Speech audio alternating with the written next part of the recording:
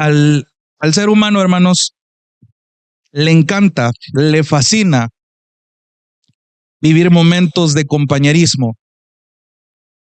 Al ser humano le encanta participar de algo en común donde se pueda sentir cómodo, donde se pueda sentir alegre, donde se pueda sentir junto con una comunidad a la que pertenece, una comunidad de personas.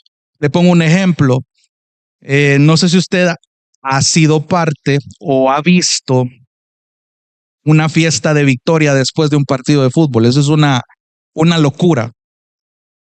Creo que muchos de nosotros hemos visto al evento, hemos estado, por ejemplo, cuando le celebran el cumpleaños a alguien muy querido, hemos estado en alguna salida con un grupo de amigos cercanos a quienes apreciamos mucho y disfrutamos de la compañía, del compañerismo, de la comunión, de ese tipo de convivencia.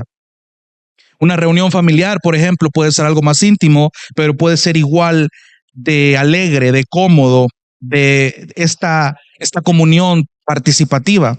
Y así muchas otras situaciones similares que yo le podría decir.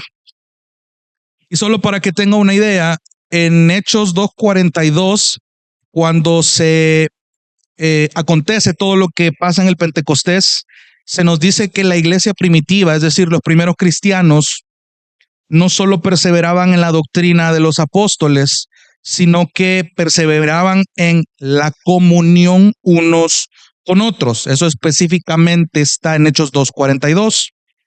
Y es en esta palabra que yo me quiero detener en esta ocasión, porque la comunión es un tema que es necesario para nuestra vida de iglesia. La comunión es un tema que es vital poder procesarla bíblicamente, entenderla, comprenderla para poder tener una practicidad correcta. Y de entrada, hermanos, yo quiero comenzar definiendo lo más importante, lo más básico. Y es que en términos sencillos, cuando hablamos de la palabra comunión, nos referimos a dos cosas muy similares. Número uno, compartir en común o participar de lo común. Cuando usted escuche la palabra comunión, quiero que piense en cualquiera de esas dos cosas. Compartir en común o participar de lo común. Entonces, ¿por qué me interesa que usted tenga bien definido este concepto? Porque lo vamos a estar estudiando en esta serie de enseñanzas que vamos a estar teniendo si Dios nos da vida y así lo permite.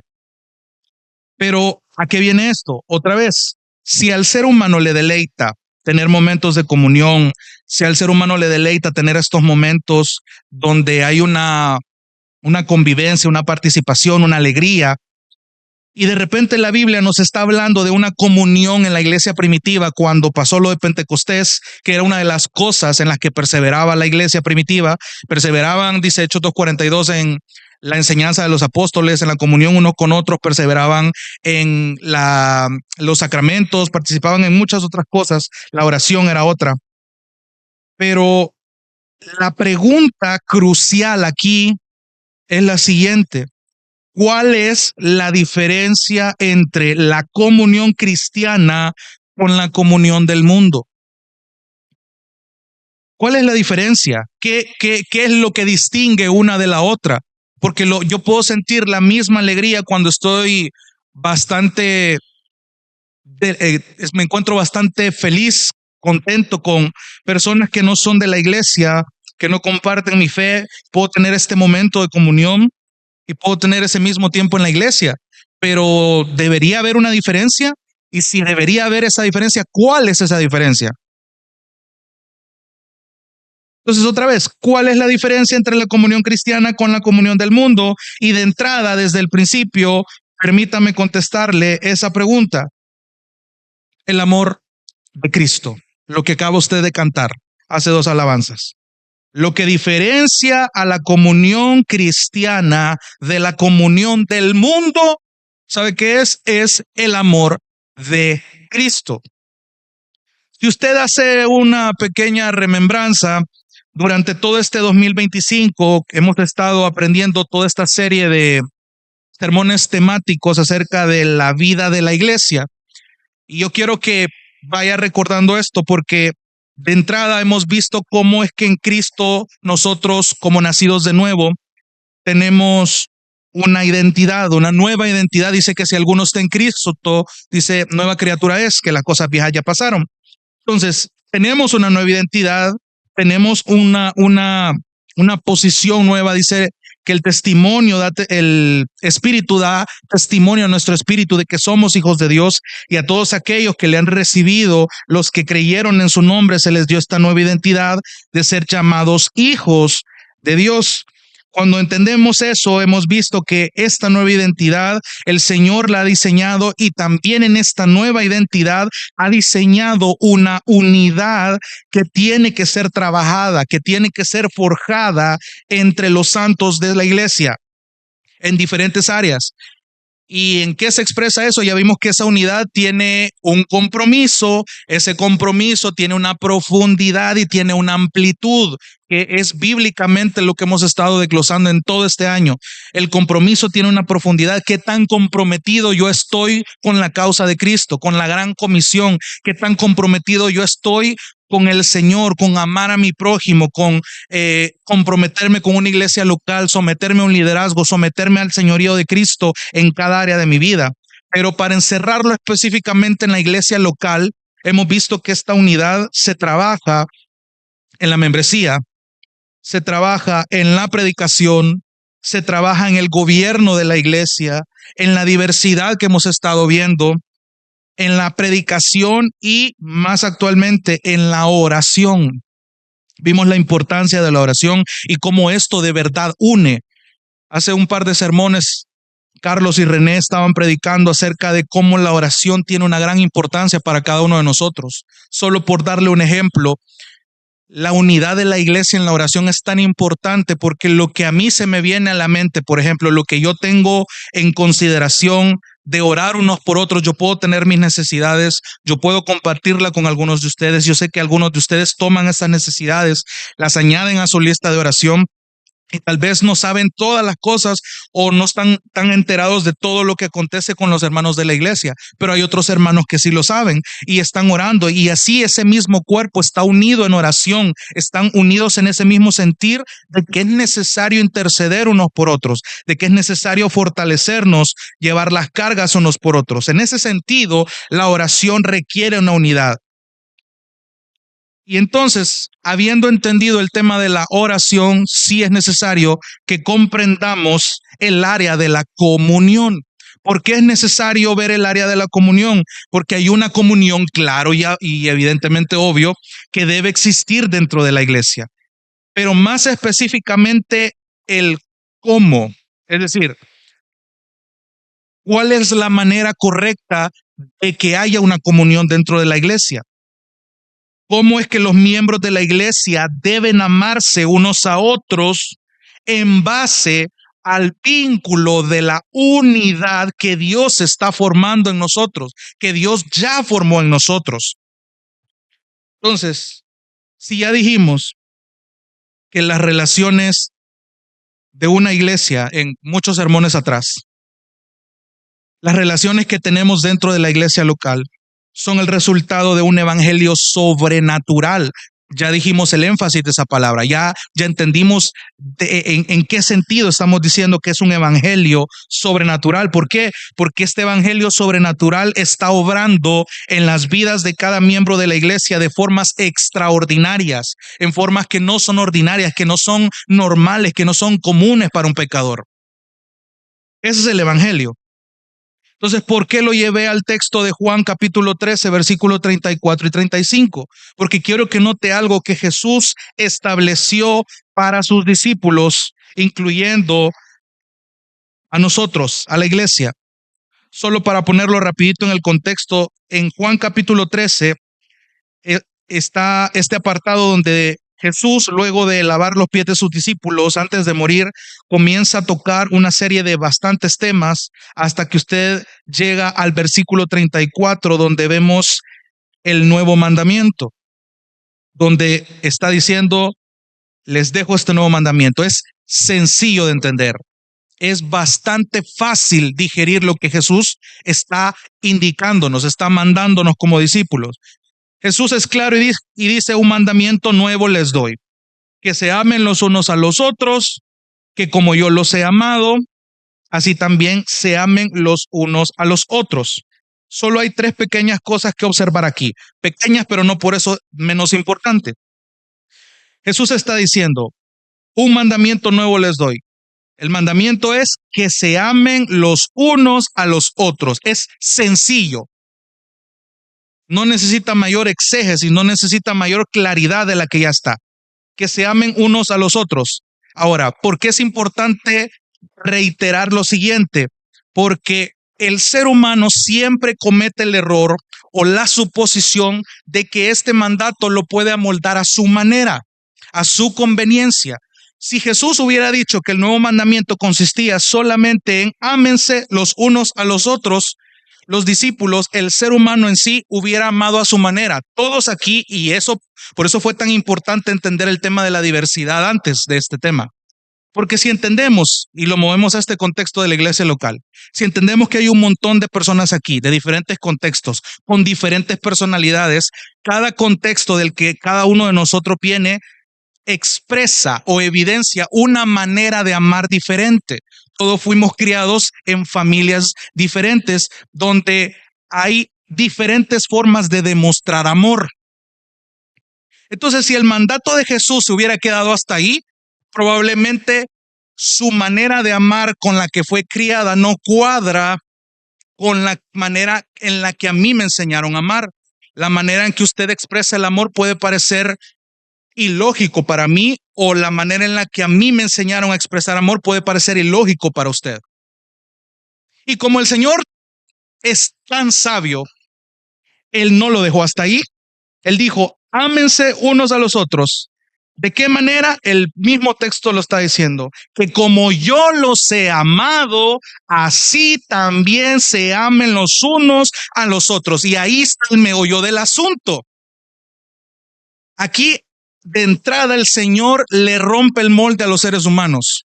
No es a nuestra manera, no es por cómo fuimos criados, es por cómo es el estándar, el ejemplo, el modelo que Jesús mismo nos deja para amarnos unos a otros. No solo se queden, ámense unos a otros. Hubiera sido sencillo, el evangelio no costara nada. Pero como todo buen pecador que somos, no iba a ser tan fácil en ese sentido. Jesús dice: ámense de esta manera. ¿Cuál es la manera? Como yo los he amado. Como yo los he amado. Así exactamente tienen que amar ustedes los unos a los otros. De nuevo, esto es fácil de entenderlo. Es fácil, es sencillo, es bastante, de hecho es bastante consolador poder entenderlo a la primera. ¿Cuál es el gran asunto? Poder aplicarlo directamente a nuestras vidas. Y por si no fuera poco, en el versículo 35 sigue dando más detalles. En esto conocerán todos. No solamente está hablando de los que iban a formar parte de la iglesia, está hablando incluso de aquellos que no iban a formar parte de la iglesia. Todo el mundo tenía que darse cuenta, todo el mundo tenía que conocer, que saber, que ver, observar, atender al ejemplo, al modelo de amor que entre los discípulos iban a tenerse unos a otros. Ahora, esta manera de amar sí iba a parecerle muy ilógica al mundo de ese entonces y sigue pareciendo ilógico para nuestro contexto hoy. Amar como Jesús amó en este contexto, en nuestra cultura, como estamos hoy, es bastante ilógico para la gente de afuera. Incluso aún para muchos cristianos dentro de la iglesia, amar como Cristo amó para que nos amemos unos a otros es difícil, es ilógico, no cabe en nuestras cabezas, no cabe en nuestra mente, no puede ser concebido de alguna manera, y existe esta crisis por la que es necesario profundizar en algo tan sencillo y que ya sabemos como la comunión. Ya dijimos, ¿cuál es la gran diferencia entre la comunión cristiana a la comunión que el mundo da, el amor de Cristo. Y es precisamente en lo que se basa este texto. En esto conocerán todos que son mis discípulos. 2 puntos. Dice, tienen amor los unos a los otros. 3 veces Jesús enfatiza lo que hay que hacer con este amor. Una tan sola vez dice él, ¿cómo? Y una tan sola vez él revela que todos deben ver este amor. Solo ahí Jesús da una gran carga, no imposible, para sus hijos, para sus discípulos. Es un texto que ya muchos conocemos, pero que realmente hay que profundizar, hay que meditar. Hermanos, el nuevo mandamiento que consiste en este amor como la evidencia innegable de alguien que es un discípulo de Jesucristo debe ser un motivo para nuestras oraciones. Y de nuevo, lo relaciono mucho con el último tema que tocamos acerca de la oración. Es bien fácil pedir por salud, por fortaleza física, es bien fácil pedir por necesidades económicas, por protección para nuestros familiares, pero específicamente por cosas espirituales que puntualmente la Biblia nos manda a orar. ¿Cuándo fue la última vez que lo oramos? Oramos más por que el Señor quebrante a alguien o que le haga entender ciertas cosas. Señor, hazle entender a esta persona. Pero realmente estamos orando por cosas específicamente espirituales, por fructificar en el espíritu, todo lo que dice Gálatas 5:22. ¿Cuándo fue la última vez que oramos por tener más amor, por tener la oportunidad de mostrar este amor? ¿Cuándo fue la última vez que oramos por gozo? Lo necesitamos tanto, el gozo, hermanos. Hay tantas aflicciones, hay tantas pruebas y tener gozo es vital. Si no, esto se vuelve una carga, esto se vuelve monótono, esto se vuelve robótico, ya no tiene el mismo sabor, el mismo primer amor que esto nos deleitaba. Fuéramos muchos, fuéramos pocos. ¿Cuándo fue la última vez que oramos por paciencia para nosotros como pecadores que somos desesperados? ¿Cuándo fue la última vez que oramos por mostrar bondad? No cualquier bondad, la bondad bíblica que Dios nos muestra, sí, esta bondad, mansedumbre, hermano, por dominio propio. Necesitamos todas estas cosas. Lo necesitamos un montón. ¿Cuándo fue la última vez que puntualmente oramos por esto? Porque todas estas cosas no es una lista de que en diciembre tengo esto, en enero tengo esto, en febrero tengo esto. No, es un combo de frutos que deben mostrarse. Pero empieza con lo más importante. No es casualidad que el amor sea la primera de la lista. No es casualidad. El amor tiene una implicación tan fuerte en el evangelio, en la iglesia, en nuestras relaciones y en nuestra comunión, que es algo que hemos minimizado. Preguntémonos algo, hermanos. ¿Cuál es la cualidad de una relación sana en la iglesia? ¿Qué caracteriza una relación sana dentro de la iglesia? Y lo acaba de leer usted. Esa es la respuesta sencilla, pero no por ser una respuesta sencilla le quita profundidad. ¿Cuál es la cualidad de una relación sana en la iglesia? El amor, pero no cualquier amor, este amor, el amor que Jesús nos modeló. Esa es la enorme distinción entre nuestras relaciones cristianas con las del mundo. Otra vez, ¿por qué estoy insistiendo en esto? Por lo que vamos a estar estudiando estas próximas semanas. ¿Por qué es que el amor cobra tanta importancia en este tema? Piénselo bien, se lo voy a preguntar de nuevo. ¿Por qué el amor tiene tanta importancia en el tema de la comunión dentro de la iglesia, de la comunión de los santos? Porque ya lo hemos aprendido antes. Y le digo lo siguiente: Dios es glorificado, Dios es exaltado, Dios es enaltecido cuando tantas personas que no tienen absolutamente nada en común, excepto a Cristo, pueden convivir en medio de un amor genuino. Lo voy a repetir. Dios es glorificado cuando tantas personas que no tienen absolutamente nada en común excepto a Cristo pueden convivir en medio de un amor genuino. Si usted ha leído Efesios capítulo 2 y Efesios capítulo 3, el gozo de Pablo es justamente eso.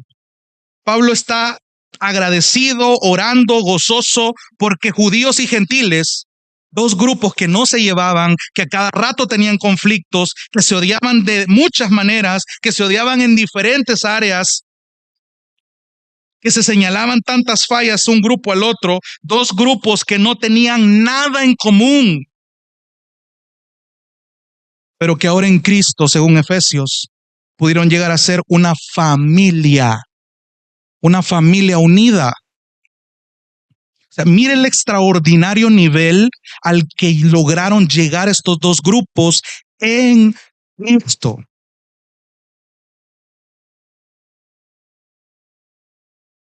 En Cristo. Pregunto de nuevo, ¿por qué el amor importa acá? Si repasamos de nuevo, hemos dicho que la iglesia está llamada a mostrar la gloria de Dios al mundo, pero sin amor esto no se puede. Yo puedo hablar todos los idiomas de ángeles del mundo, pero si no tengo amor no sirve de nada. Yo puedo hacer tantas cosas aquí, pero si no tengo amor no funciona. Se da cuenta que esto es importante para la iglesia, para nuestra vida, para el evangelio, para la gran comisión, para llegar a la eternidad. Porque nuestro amor, hermanos, modela la unidad del amor que hay en el Dios Trino. Se lo voy a repetir. Nuestro amor sirve de modelo, nuestro amor modela la unidad del amor que hay en el Dios Trino, aunque sea solo un reflejo pálido debido a nuestra pecaminosidad. No lo vamos a mostrar tal cual. Eso Carlos lo explicó en un sermón precioso donde desglosó este misterio de la Trinidad. Cómo es que Padre, Hijo y Espíritu Santo conviven y se aman en la comunión del Espíritu. Y ese mismo amor estamos llamados a reflejar. Váyase un poco más adelante a Juan capítulo 17 para recordar esto. Juan capítulo 17, cuando Jesús hace esta oración por sus discípulos antes de ir a la cruz. Juan capítulo 17, versículo 22. Préstale atención a las palabras de Jesús. A Jesús esto le importaba un montón. Juan 17, 22 dice, la gloria que me diste, yo les he dado para que sean uno. Otra vez, hablando de unidad. Así como nosotros somos uno, versículo 23, yo en ellos y tú en mí. Mire el propósito, para que sean perfeccionados, madurados, procesados en crecimiento. ¿Para qué? En unidad, perfeccionados en unidad. Y este propósito de ser perfeccionados en unidad lleva a otro propósito, para que el mundo sepa otra vez. Lo acabamos de leer en el Nuevo Mandamiento. En esto conocerán todos. Esto tiene que mostrarse para que todos sepan. Y aquí en la oración de Jesús, capítulo más adelante, dice, para que el mundo sepa que tú me enviaste. Y subraya eso último, y que los amaste tal como me has amado a mí. Si el amor es algo tan importante que se encuentra dentro de la armonía de la Trinidad, la iglesia con más razón está llamado a mostrar este amor en la comunión de los santos. Vuelva a Juan 13. Entonces yo quiero en esta ocasión hacerle un pequeño panorama de conceptos que usted ya conoce, conceptos que usted va a decir, ay hermano Jonathan, pero eso ya lo dijo tantas veces, eso usted ya lo predicó en otros sermones, eso ya lo he escuchado en un sermón de Michelén, de Núñez, de MacArthur, de Albert Moller. Pero con mucho gusto y gozo en mi corazón, quiero volver a recordárselo. Porque el amor no solo es 1 Corintios capítulo 13, no solo es Juan 3:16, no solo es 1 Juan 3:16. Es necesario que entendamos correctamente el amor. Claro, lo hemos visto, vertical, horizontal. Hemos visto que debo amar a mi prójimo como a mí mismo. Hemos visto que no debo tener un más alto concepto del mí que el que debo temer, que el que debo tener, que tengo que ceder. Pero es necesario recordarlo. Entonces quiero hacer una breve recapitulación de lo que es el amor cristiano. No voy a venir a decirle un concepto que yo me inventé. No voy a venir a decirle el concepto de amor que tiene el mundo. Porque cuando usted entiende el concepto del amor basado en lo que Jesús nos dejó, usted va a poder mostrar este amor que el Dios Trino nos ha mandado a mostrar. Entonces la pregunta es, perdone, pero yo lo voy a llenar de preguntas que espero yo puedan ser contestadas a la luz de la palabra. Ya conocemos el amor, cantamos del amor, hemos hablado de amor, pero realmente hemos vivido este amor. Entonces, para empezar, ¿qué conlleva el amor? ¿Cuáles son las implicaciones que realmente tiene este amor? Y otra vez es triste, hermanos, y lo digo con mucha carga en mi ser. La palabra amor, lastimosamente, con el pasar de los tiempos, con el pasar de las culturas, con el auge de las modas, de diferentes maneras de pensar, de diferentes filosofías, ha sido tan mal interpretado, ha sido tan alterado, tan contaminado, tan malentendido y por consecuencia muy mal aplicado, muy mal vivido, a tal punto que ha llegado a una consecuencia donde ha perdido un enorme valor, no solamente entre los inconversos, sino dentro de los mismos cristianos.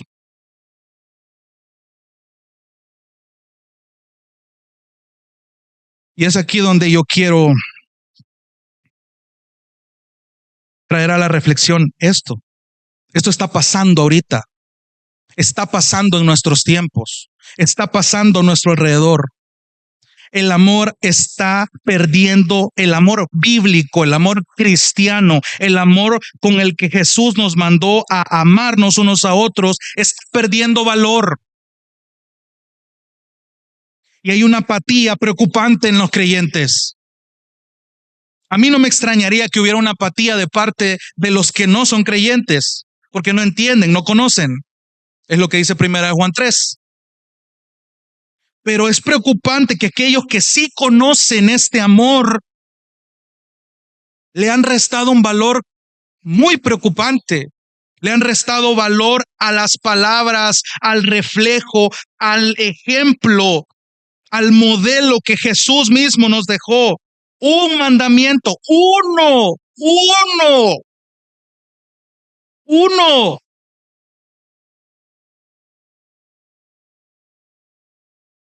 Que se amen como yo los amé. Y mira hasta dónde hemos llegado.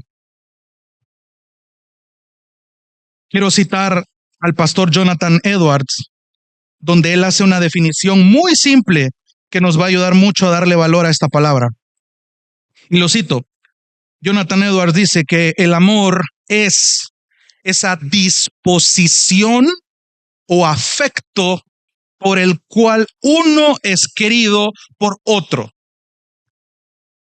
No pierda el sentido de esa frase porque es bastante sencillo. Y usted me dice, pero eso tiene lógica. Pero préstele atención a esa palabra, es una disposición. Cuando usted entiende lo que Jonathan Edwards quiere decir con disposición, amarrado con lo que ya leímos en Juan, usted va a ir entendiendo lo corto pero profundo que es esta definición. El amor es esa disposición o afecto por el cual uno es querido por otro. Hermanos, como hijos de Dios, escogidos, como creyentes, entendemos que nos amamos unos a otros porque Él nos amó primero. Eso lo dice 1 Juan 4:19. Y por implicación, que es lo que preguntaba hace poco, amamos todo lo que Dios ama. Esa es la implicación. Y Dios ama tanto a la iglesia, a su iglesia, que la compró a precio de sangre. También usted ya lo sabe, ya se puede la historia, ya se puede los versículos. Y es precisamente por este enorme ejemplo, por este enorme modelo de amor, es por esta realidad tan grande que la Biblia nos describe, que para mí es un error afirmar, como muchos creyentes algunas veces lo han dicho, que el amor se limita a una emoción o a un mero sentimiento.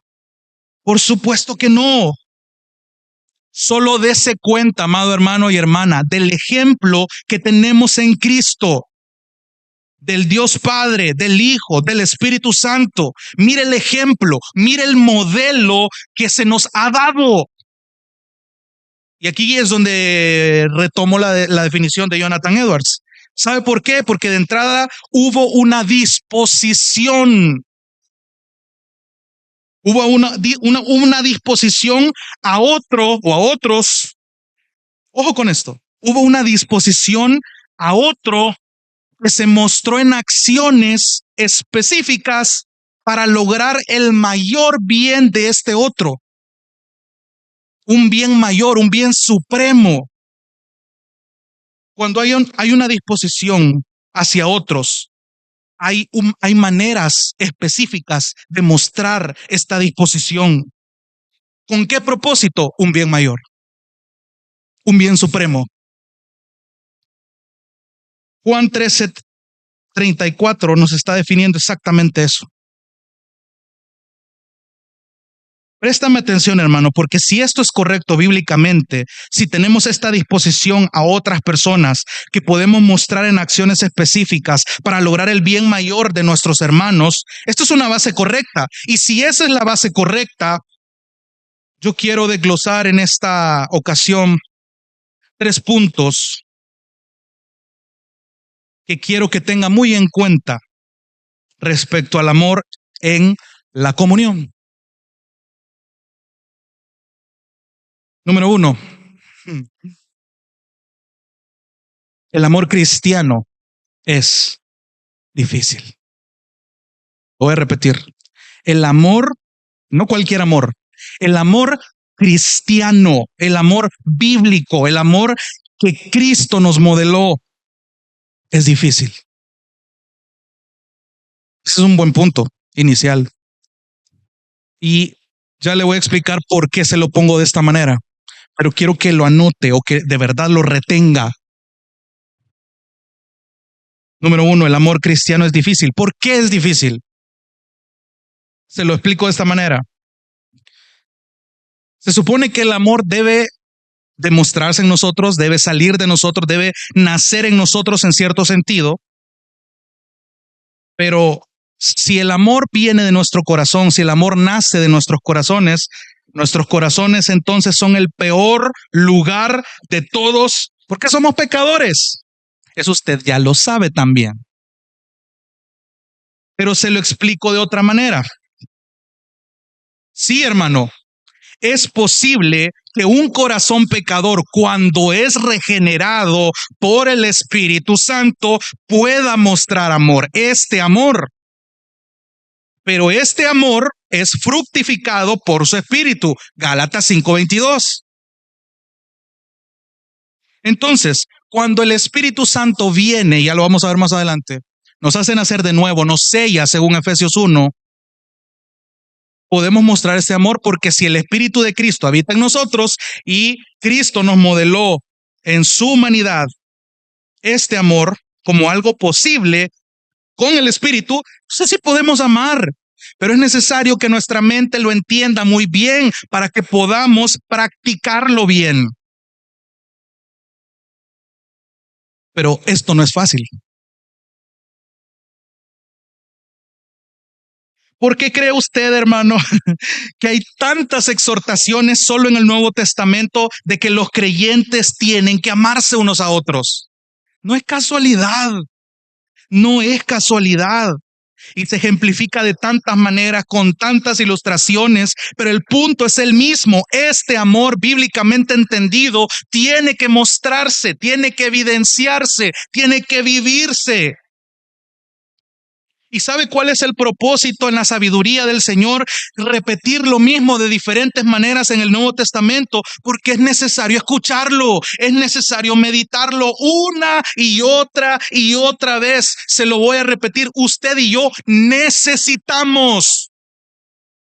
Lo necesitamos entender de nuevo en qué consiste este amor, cómo es que no de aquí para acá y a mis acciones esto no cuadra, tiene que quedarse más allá de aquí, tiene que quedarse más allá de mi corazón, tiene que traducirse en acciones. Si Cristo en su humanidad lo pudo porque dependió del Espíritu Santo, usted y yo que tenemos al mismo Espíritu, ¿cómo no lo vamos a lograr?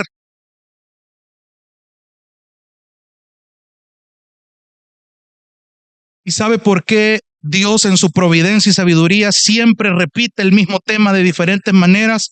Primero, porque anhela que seamos como su Hijo. Segundo, porque mientras más entendemos y más tenemos esta dulce arte de la repetición en el Evangelio, eso es intencional.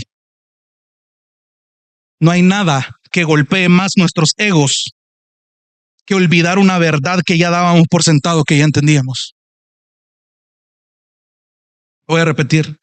No hay nada que golpee más nuestros egos que olvidar una verdad que ya dábamos por sentado, que ya entendíamos. Por eso el Evangelio debe ser predicado constantemente. Por eso el Evangelio debe ser recordado en los sacramentos. Por eso hablar del amor, del gozo, de la paz, de las pruebas, es algo repetitivo, pero no por eso deja de ser menos importante. Es necesario, hermano. Ay, ya viene el pastor a hablar de lo mismo otra vez. ¿No estás entendiendo cuál es el sentido de esto? Es quebrarte tu orgullo. Si no lo habías visto de esa manera, hermano, permíteme en amor recordártelo. El Señor necesita quebrar tu orgullo. Nuestro orgullo. Porque tú asumes muchas cosas que das por sentado y el Señor tiene que venir a quebrar tu ego con su amor, con su bondad, con su poder. Por eso el Evangelio es tan necesario en nuestras vidas. Es necesario recordárnoslo, predicárnoslo, aunque ya seamos intelectualmente teológicos. Porque si lo piensas de esa manera, ¿qué nos resulta más cómodo a ti y a mí? ¿Qué sale más fácil para vivir una comunión en la iglesia a nuestra conveniencia? ¿Qué sale más cómodo? ¿Sabes qué sale más cómodo? Una conversación fácil en lugar de una difícil. Eso nos resulta más cómodo. Preferimos relajarnos en vez de servir, en vez de comprometernos con el cuerpo. Preferimos satisfacer, priorizar nuestras necesidades que renunciar a nuestras preferencias. Eso es cómodo. Eso es cómodo. Esa comunión nos encanta. Y aquí hay una verdad, por favor, présteme atención. Aquí hay una verdad que usted ya sabe, pero permítame recordársela de nuevo. Esa verdad a mí me dolió, pero me confrontó, pero me consoló y me exhortó mucho.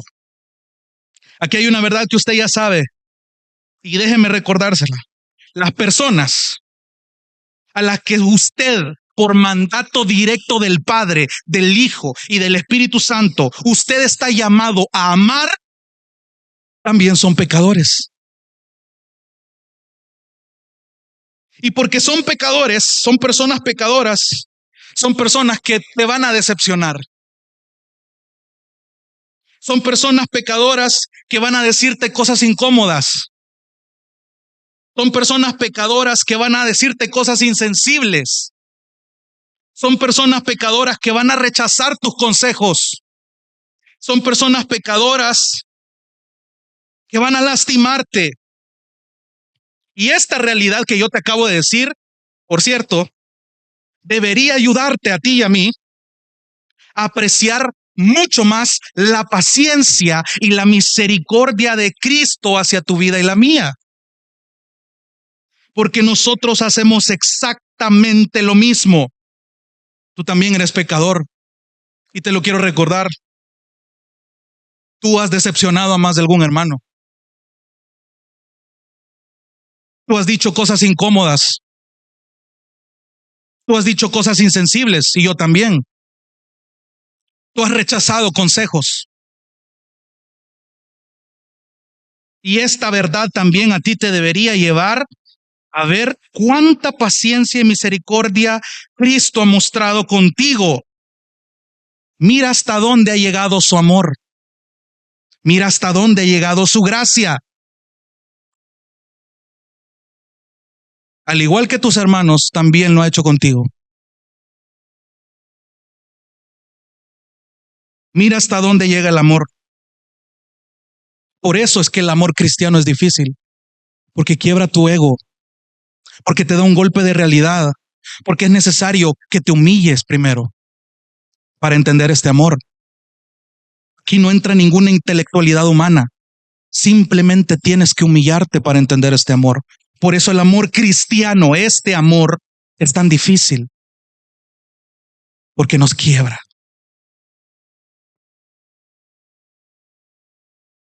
Punto número 2. Aunque el amor cristiano sea difícil, sí podemos ser capaces de mostrarlo por exclusivamente y gracias a la gracia de Dios.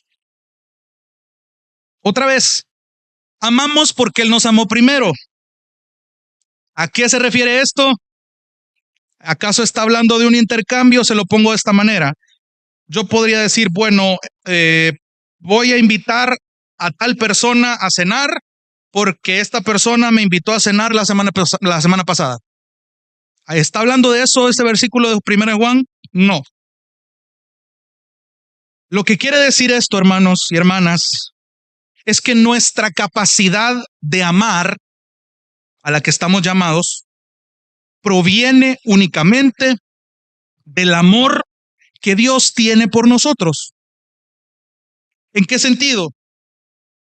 Dios es la fuente de nuestro amor, pero también es el modelo de nuestro amor. Si usted quiere aprender a amar, si usted ya entiende, pero necesita profundizar en esto, entienda que de Dios es la fuente de este amor. El ejemplo, ¿a dónde? No busque ejemplos en ese sentido en primera instancia de hombres pecadores, porque ya vimos la primera realidad. Nadie en este sentido, y usted puede pensar en el predicador que más admira, o en el cristiano que más admiro. Ese cristiano es pecador también y le muestra un amor imperfecto a pesar de todo, pero se esfuerza en amar. Pero el punto de esto es que usted mire en primer lugar la fuente del amor que necesita mostrar. ¿Cuál es ese amor? El de Cristo, el que dice Juan 13, 34 y 35. Ámense, pero no a su manera, ámense como yo los he amado, como el estándar de Jesús. ¿Cuál es ese estándar? Bueno, el modelo ya lo dejó en todos los evangelios, en cómo Él se movió, en cómo Él trató a la gente, en las palabras que dijo, dónde las dijo, cómo las dijo y por qué las dijo. Y otra vez quiero citar a Jonathan Edwards, que lo expresa muy bien. Mira lo que dice. Es a partir, y cito, es a partir de los soplos del Espíritu, refiriéndose al Espíritu Santo, que surge el amor del cristiano, tanto hacia Dios como hacia los hombres. El Espíritu de Dios es un espíritu de amor. Y por tanto, cuando el Espíritu de Dios entra en el alma, el amor entra. Dios es amor, eso la Biblia lo dice. Y el que tiene a Dios viviendo en él por su Espíritu, tendrá al amor viviendo en él. Cierro cita. Digiere un poco lo que acabas de leer. Porque esto a mí me hace reflexionar, me hace meditar en que yo no puedo ser maduro, yo no puedo crecer en la fe y poder involucrarme como Dios me manda hacerlo en la iglesia. Yo no puedo ser maduro en la fe para amar si no me estoy esforzando por madurar mi entendimiento, mi comprensión del amor de Dios. ¿Sabes por qué, amado hermano y amada hermana? Porque mientras más aprecio yo la magnitud, el calibre del amor que Dios me ha mostrado cuando murió por cada uno de mis pecados, entonces se va a notar más el amor en mi vida. Voy a ser capaz de mostrarlo de formas más evidentes y claramente más genuinas.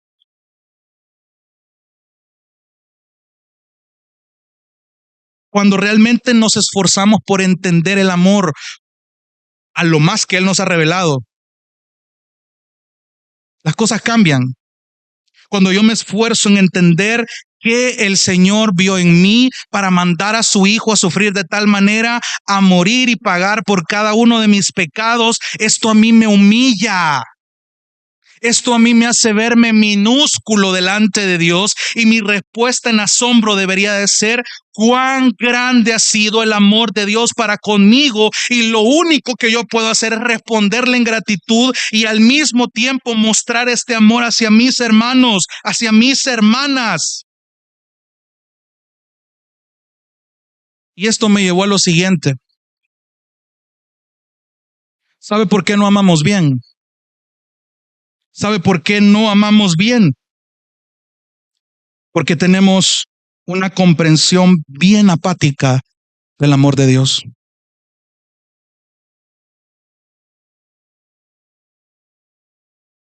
Y esto a mí me pegó muy fuerte.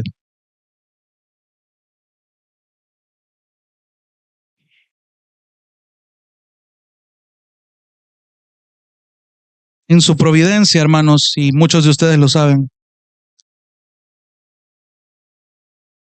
Dios me ha permitido criar a un par de sobrinos.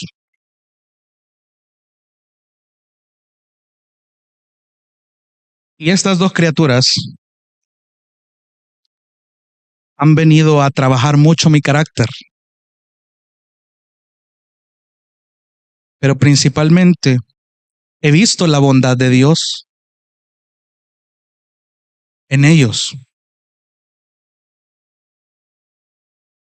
Muchas veces yo los he regañado porque les aconsejo muy seguidamente. Yo de entrada vine con un concepto para criarlos, un amor moldado a mi manera, porque yo fui criado de tal manera. Y empecé a mostrar el amor hacia ellos a mi manera. Empecé a aconsejarlos y a decirles: no hagan esto, no hagan esto, porque si hacen esto, lo van a castigar. Si hacen esto, lo voy a castigar. No hagan esto, es mejor que hagan esto.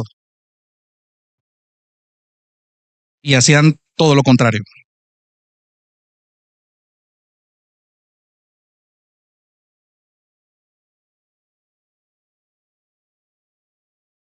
Cuando ellos pasaban el castigo y pasaba un tiempo después del castigo que habían recibido, yo regresaba y les aconsejaba de nuevo. Pero en esa dinámica empezaron ciertas quejas en mi ser de por qué estas criaturas no podían apreciar el amor que yo les tenía. Y el Señor usó su palabra, algunas predicaciones y el consejo de buenos hermanos para verme reflejado en mis propias criaturas. ¿Cuántas veces el Señor no me ha aconsejado a la luz de su palabra? En amor, Él me advierte tantas cosas: no vayas por este lado, no lo hagas así, no es la forma de hacerlo. Vas a ser reprendido si lo haces de esta manera. Y viene Jonathan y hace todo lo contrario. Y Dios, en su bondad, en su amor, Él me corrige, Él me disciplina. Y a partir de esa comprensión, la manera en la que yo mostraba el amor a mis sobrinos fue cambiando. Cuando llega la oportunidad de poder castigarlos por una falta clara, a mis advertencias, por no obedecer un consejo que yo les di, he practicado la gracia de hacerle entender a mis sobrinos: tú merecías esto, porque no hiciste caso. Tú merecías esto, no te mereces nada más que el castigo. Pero aquí hay una oportunidad. ¿Sabes algo? Eso se llama gracia. Y la primera plática de este nivel que tuve despertó en ellos una curiosidad por el Evangelio. ¿Qué hubiese pasado, hermanos y hermanas, si yo me hubiera encerrado en mi manera de amar, en mi manera de mostrar amor a través de mi corrección, de mi manera de disciplinar, de mi manera de querer ser el testimonio del Evangelio en mi hogar? Mi oración es que esas criaturas sean alcanzadas por el Señor. Pero el Señor tuvo que humillarme primero para entender el amor que yo debo dar.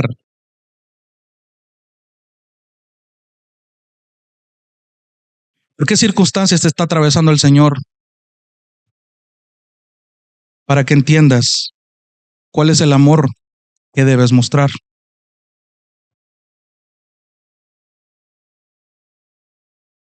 Porque duele tener una comprensión bien apática del amor de Dios.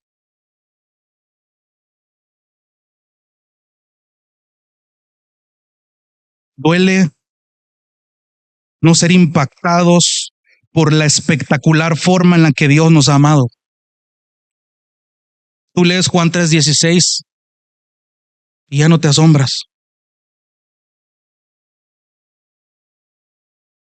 Mira el precio que Dios pagó, pero por alguna extraña razón ya no nos despierta nada.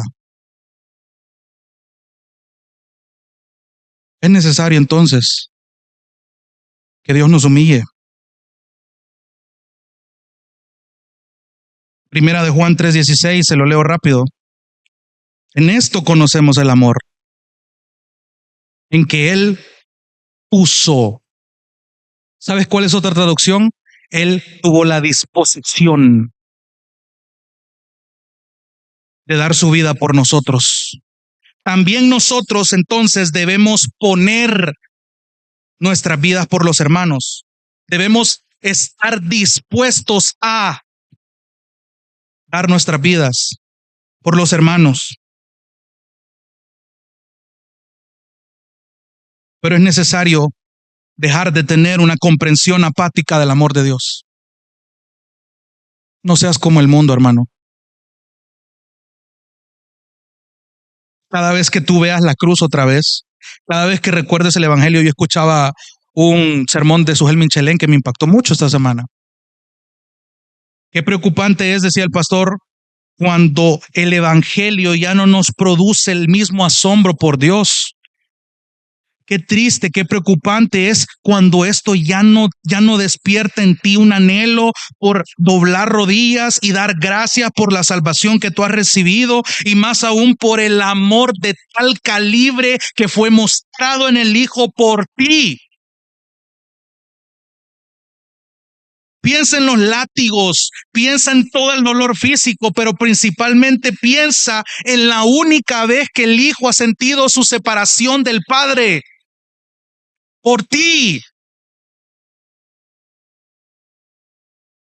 Él clamó, él dijo: ¿dónde estás, Señor? Padre, ¿por qué me has abandonado?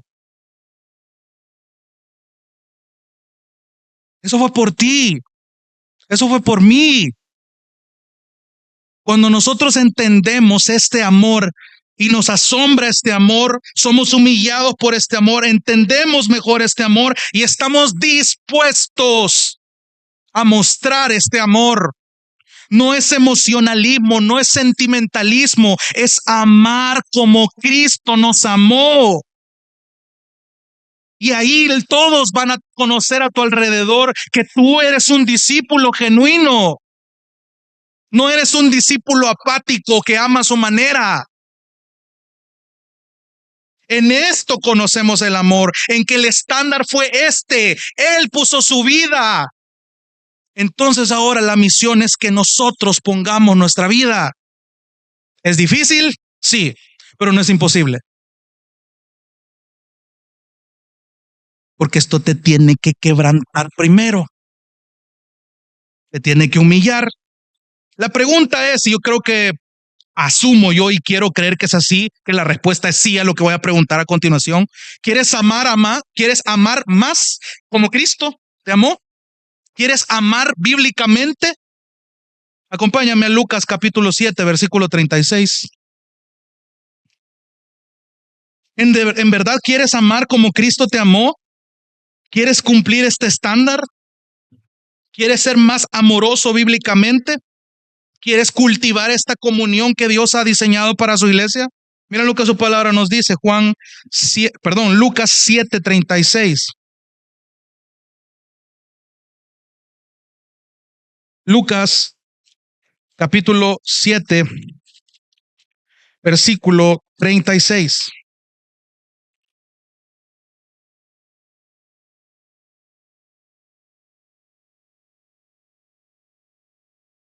Cuando Jesús perdona a una pecadora, uno de los fariseos, dice en su palabra, pidió a Jesús que comiera con él.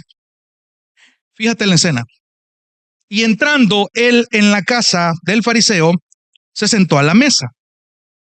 Había en la ciudad una mujer que era pecadora.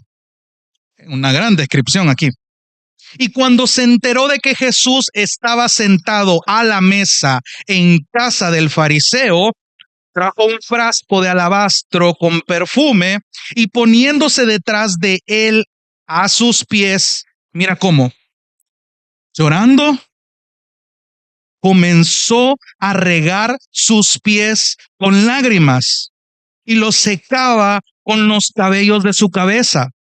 Besaba sus pies y los ungía con el perfume. Pero al ver esto, el fariseo que lo había invitado dijo para sí: si este fuera un profeta, sabría quién y qué clase de mujer es la que lo está tocando, que es una pecadora. Y Jesús dijo: Simón, tengo algo que decirte. Di, maestro, le contestó. Cierto prestamista tenía dos deudores. Uno le debía 500 denarios y el otro 50, y no teniendo ellos con qué pagar, perdonó generosamente a los dos. ¿Cuál de ellos entonces lo amará más? Versículo 43. Supongo que aquel a quien le perdonó más, respondió Simón. Y Jesús le dijo: has juzgado correctamente. Versículo 44. Y volviéndose hacia la mujer, le dijo a Simón: ¿ves esta mujer? Yo entré a tu casa y no me diste agua para mis pies, pero ella ha regado mis pies con sus lágrimas y los ha secado con sus cabellos. No me diste beso, pero ella desde que entré no ha cesado de besar mis pies. No ungiste mi cabeza con aceite, pero ella ungió mis pies con perfume. Por lo cual te digo que sus pecados, que son muchos, han sido perdonados, porque amó mucho. Pero a quien poco se le perdona, poco ama. Entonces Jesús le dijo a la mujer: tus pecados han sido perdonados. Préstale atención a esta historia. Tenemos a un fariseo, conocedor de la ley, temeroso del Señor, intelectualmente teológico, que invita al Hijo de Dios a tener una comunión, a tener una cercanía. Pero ¿sabes qué es lo interesante de esto? Que era una comunión adaptada a su manera.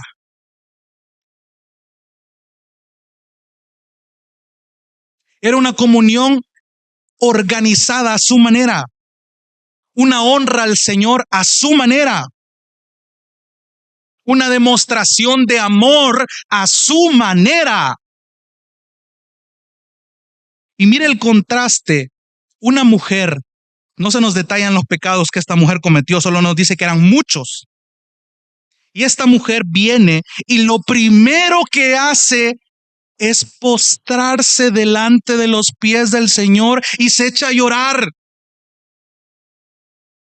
Porque esta persona entiende, y evidentemente por el Espíritu, quién es al que está llorándole, al que está honrando, al que está amando. ¿Te das cuenta de las dos maneras de amar en esta historia?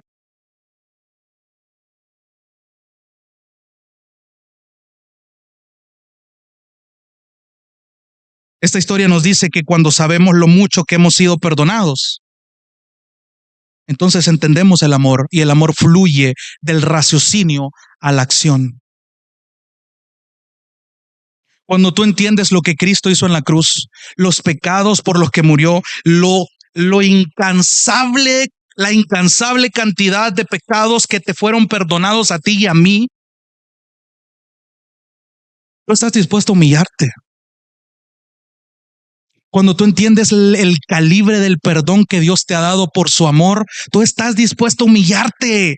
Tú estás dispuesto a llorar, tú estás dispuesto a honrar al Señor, aunque al mundo no le parezca lógico lo que estás haciendo.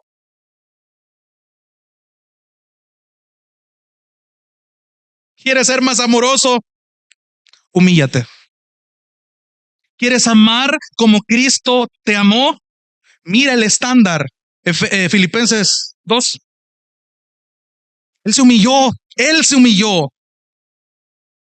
Él sufrió, Él fue despreciado, pero Él amó de un calibre con el que estamos llamados a amar igual. Y Él fue con gozo hacia la muerte. Hermano, ¿qué ejemplo tenemos en Cristo? Cuando tú entiendes el amor, estás dispuesto a humillarte. Cuando entiendes que tú has sido perdonado, tu amor fluye, este amor fluye. Punto número 3, y con esto voy terminando. El amor cristiano produce alegría. Ya dijimos, número 1, que el amor cristiano es difícil. Ya vimos por qué. Ya vimos en número 2, que aunque el amor cristiano es difícil, sí podemos ser capaces de mostrarlo gracias a la gracia de Dios. Y en consecuencia, número 3, el amor cristiano entonces produce alegría. ¿Sabes qué viene después de la humillación? El gozo que Dios te da. Qué bueno que el Señor quiebra tu ego, que te hace sentir minúsculo a través de su amor, de su perdón, de su gracia, porque eso te tranquiliza, eso te libra de cargas. Entonces tiene sentido cuando Jesús dice que llevar la cruz con Él es fácil, su yugo es fácil, la carga es ligera. No te está diciendo que no va a haber carga, hermano. Jesús en ningún momento ha dicho que no va a haber carga en esta vida. Va a haber carga, pero la carga con Él va a ser más ligera, porque estás dependiendo de su espíritu. No solamente es difícil para los pecadores amar, y esto es lo que yo quería llegar. ¿Por qué dije que el amor cristiano es difícil? Primero porque somos pecadores, pero en lugar de eso, de verlo difícil, míralo ahora como algo supremamente valioso a lo que tienes acceso en Cristo. Es difícil, sí, pero es valioso. Vale la pena ser humillado por este amor para poder amar. Es supremamente valioso. Ninguna cantidad de dinero va a ser más valioso que entender y vivir y evidenciar este amor. Cualquier millonario actual, ni toda la fortuna de esta persona puede compararse al valor que el amor de Dios te da en Cristo. Cuando la gente entiende este tipo de amor, el amor entonces puede volver a valorarse entre los creyentes. Ya no es un concepto pisoteado, malentendido y mal practicado. Cuando entendemos el amor, esto produce alegría. Nos produce alegría ser humillados. El salmista en el Salmo 119 declara: bueno me fue haber sido humillado para entender tus estatutos. Pero ¿sabes cuál es el problema? No queremos ser humillados, porque el Señor tiene que quebrantar nuestro orgullo, nuestro ego. Porque mientras haya más orgullo que amor de Cristo, esto no va a avanzar. Es necesario ser humillados, es necesario ser quebrantados. Cuando tú entiendes el Salmo 133:1, entiendes que amar a otros no solo les hace bien a ellos, nos da la satisfacción, esta clase de satisfacción para la que fuimos creados. Salmo 133:1, mirad cuán bueno y cuán delicioso es cuando hay esta comunión en amor. Cuando habitamos los hermanos juntos y en armonía. ¿Cuál es la base de esta armonía y de esta unidad? El amor. Más adelante, si Dios permite, vamos a meditar bien en todo ese capítulo. Segunda de Juan, versículo 12.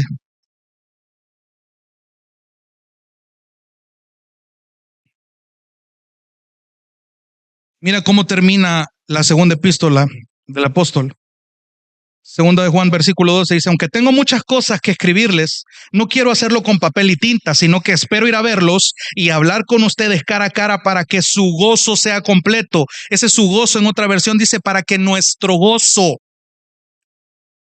Tener una comunión en amor era un deleite para los apóstoles, poder visitar las iglesias, poder tener una comunión en amor, pero en este amor. Otra vez, no estoy diciendo que tener afinidad sea malo, ya lo vimos antes, que tener temas de conversación, tener temas de comunión en tantos aspectos, o sea, tener cosas en común aparte de Cristo no es pecado.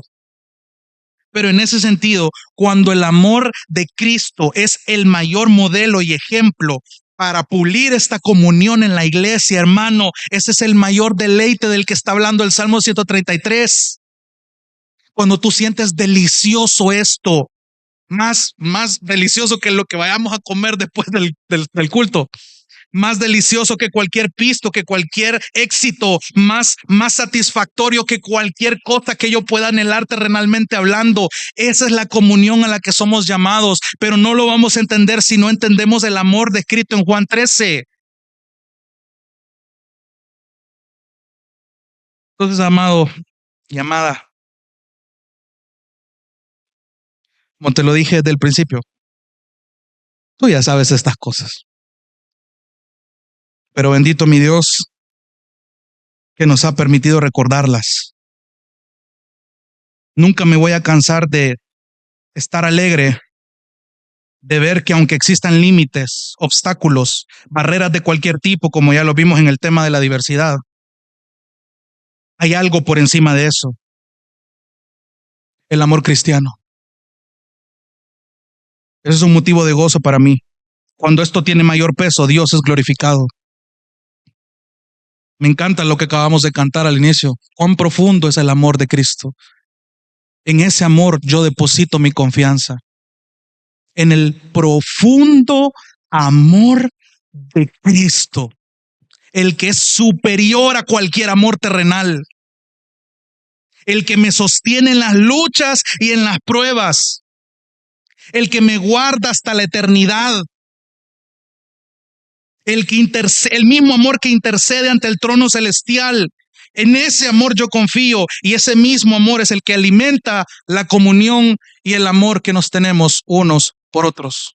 Entonces, hermano, hermana, que tu oración pueda ser orar por este amor.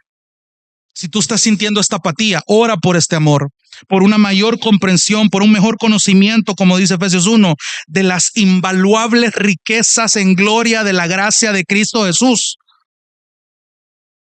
Que el Espíritu de Dios nos conceda entonces esta comprensión mayor y más clara de la magnitud de su amor, para que tú y yo nos asombremos de una manera correcta y reverente, pero también para ser capaces de darle valor a ese amor lo suficiente como para estar dispuestos a mostrar este amor por nuestros hermanos, por nuestras hermanas en Cristo Jesús. Vamos a orar. Dios te bendiga. Realmente es un privilegio para nosotros que puedas escuchar el mensaje de la palabra de Dios. Esperamos que Dios obra en tu vida grandemente a partir de lo que puedas escuchar y aprender a través de este sermón. Sin embargo, creemos que solo este sermón es insuficiente y no debería de suplantar por ningún motivo tu asistencia a una iglesia local. La iglesia local es el medio por el cual Dios obra en la vida de su pueblo. Te motivamos a que busques una iglesia sana donde congregarte o puedas contactarte con nosotros en nuestras redes sociales para que nos puedas visitar. Será un gusto poder servirte y que podamos juntos adorar a Dios en comunión con sus redimidos mientras aprendemos de su palabra. Que el Señor te bendiga.